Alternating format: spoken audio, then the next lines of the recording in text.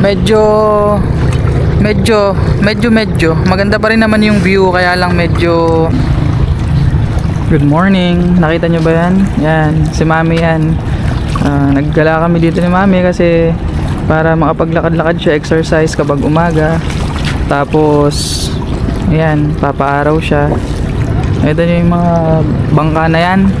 Ayan yung mga bangka, papunta yan sa West Philippine Sea. Ayan, nakita nyo yan.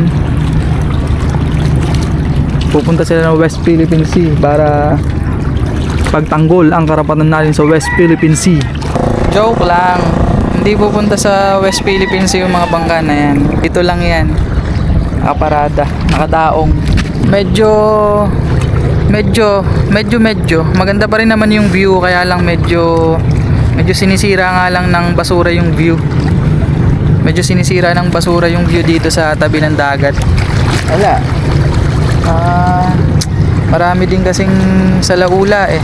Maraming gustong maging malinis yung paligid, pero marami ding salaula. Ayan oh. Tingnan nyo yung mga basura. Styro, plastic bottles. Ito.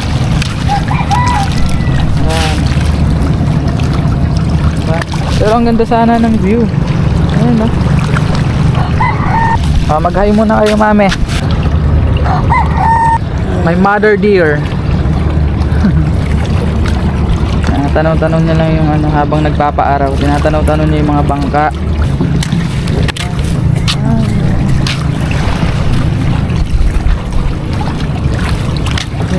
May fishing natin. Iitsa niya na. Fishing. Makakahuli din pala ng ganito kalalaki dyan. Ayos ah.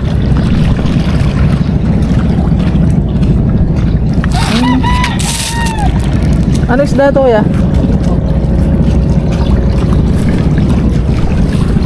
Si kuya yung nakahuli, no? Si mami nitong karne at saka saba sa mga katutubo na nadaanan namin, mga kapwa katutubo. Lalakad exercise. Yun lang, nakauwi na kami at pinakain ko ng dog food si Rugski. Tapos na kami mag-walking ni mami sa dagat. Ito naman, kailangan pakainin si Rugski. Rugs, tumingin ka dito. Rugski, dito Ragnar. Uy, ba? Sige na, babay na. Lifestyle check. Kumakain pa rin ng lugaw. Hindi tayo kontraktor eh.